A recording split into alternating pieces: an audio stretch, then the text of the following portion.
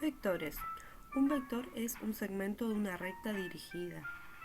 El vector tiene un punto inicial, A en este caso, y un punto extremo o punto final, B en este caso. Por lo tanto, el vector está compuesto por las componentes A y B. La componente A tiene como coordenadas 0, 0, ya que se encuentra en el origen. Y la componente B tiene como coordenadas 2, 2, que es el punto en el cual se encuentra ubicado en el plano cartesiano. Este vector adopta las coordenadas rectangulares de la componente B, ya que la componente A se encuentra en el origen y es 0, 0. El vector tiene un sentido, que es el que está definido por la punta de flecha, y una dirección que está definido por la recta dirigida que contiene al vector, y el vector contiene una magnitud, que es la longitud del vector, o también la distancia que existe entre los puntos A y B del vector.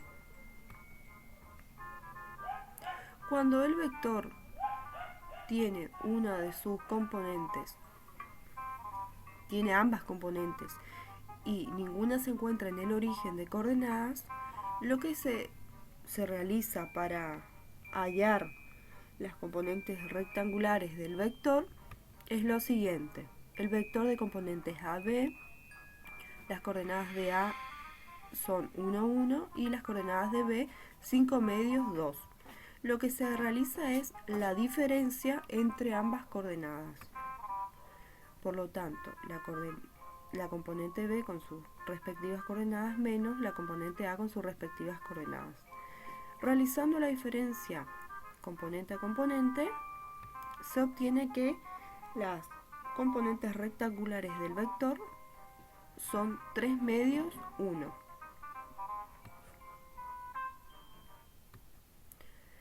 Siguiendo con vectores, ahora veremos la magnitud de un vector.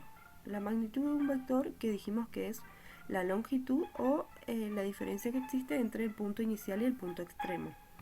Se simboliza de la siguiente manera y se resuelve hallando la raíz cuadrada de la primera componente al cuadrado más la segunda componente al cuadrado. En el primer ejemplo que tuvimos, cuando el vector tenía dos componentes A y B, pero la primera se encontraba en el origen y la segunda tenía como coordenadas 2, 2. En este caso, como el vector adopta las coordenadas de la segunda componente, porque si realizamos la diferencia de componente a componente, como vimos anteriormente, obtenemos que las componentes rectangulares del vector coinciden con la componente B. Por lo tanto, debemos reemplazar en la fórmula para hallar su magnitud, y resolviendo obtenemos que la magnitud de este vector es 2,8. Ahora bien, cuando el vector tiene como coordenadas la primera componente 1, 1 y la segunda componente 5 medios 2, que es el segundo ejemplo que vimos anteriormente, lo que debemos realizar es la diferencia de componente a componente para hallar la componente rectangular del vector, y ahí realizamos la raíz cuadrada elevando cada componente al cuadrado. Una vez que resolvemos, se obtiene la magnitud del vector.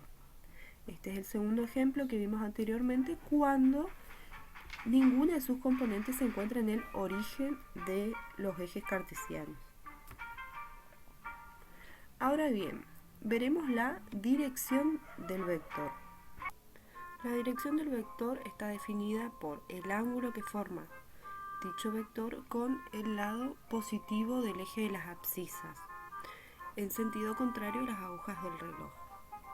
Por lo tanto, θ, que podemos observar que es el ángulo en este caso, se define por la tangente de θ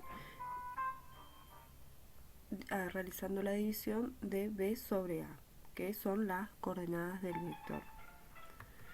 Entonces, reemplazando en la fórmula, que se aplica la fórmula de que la tangente de un ángulo es igual al cateto opuesto dividido la hipotenusa. Por lo tanto, reemplazando y resolviendo, se obtiene que el ángulo θ es igual a 45 grados, o sea, pi cuartos, porque θ es mayor a 0 y menor a 2pi.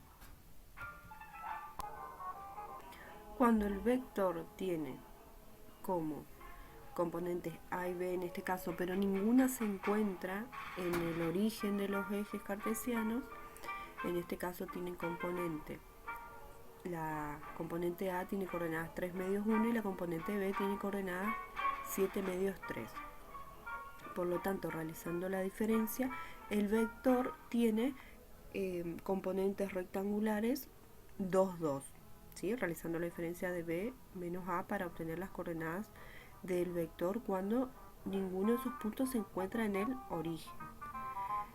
Entonces, lo que se debe realizar para hallar el ángulo de dirección del vector es trazar una recta paralela al eje positivo de las abscisas que pase por el punto inicial del vector. Entonces, así como se ve en la figura, entonces allí van a poder calcular el ángulo, ¿sí? Porque en este caso quedaría que la tangente, una vez trazada la línea recta como se ve en el gráfico, quedaría la tangente de θ igual a b dividido a, reemplazando los valores, se tiene que θ es igual a 45 grados, o sea, a pi cuartos, ¿sí? El ángulo que marca la dirección del vector es pi cuartos, ya que θ es mayor a 0 y menor a 2pi, por eso se calcula el ángulo en radianes. Y también dependiendo del cuadrante en el cual se encuentra el vector. Siguiendo con lo que es la dirección de un vector, ahora como podremos observar en el gráfico, el vector se encuentra en el cuadrante 2. ¿Sí? Los ejes cartesianos se dividen en 4 cuadrantes. En este caso se encuentra en el cuadrante número 2. Por lo tanto, para calcular el ángulo de dirección, ¿sí? Lo que se debe realizar es, en este caso, una de sus componentes coincide con el origen, por lo tanto se adopta como coordenadas las coordenadas de la componente B. Entonces, reemplazando la tangente de θ igual a b dividido a, como lo vimos anteriormente, resolviendo, ¿sí? Se obtiene que θ es igual a menos 45. Pero como nosotros tenemos que representar el ángulo de la dirección de los vectores en radianes, lo que se realiza es pi menos pi cuartos. Porque si se calcula la arco tangente de menos 1, obtenemos menos 45, que es, como sabemos, 45 grados es pi cuartos, ¿sí? Y el primer y el segundo cuadrante tenemos pi, ¿sí? Se forma el ángulo pi entre el primer y el segundo cuadrante, la totalidad. Por eso es que realizamos la diferencia y obtenemos que el ángulo que direcciona este vector es 4/3 pi. Ahora bien, en el siguiente gráfico, el vector se encuentra en el cuarto cuadrante. Lo que se debe realizar es exactamente lo mismo. La operación de tangente de θ, b dividido a, es lo mismo. Reemplazando, obtenemos que θ es igual a arco tangente de menos 1, que sabemos que es 45 grados. Pero lo que debemos tener en cuenta es en qué cuadrante se encuentra el vector.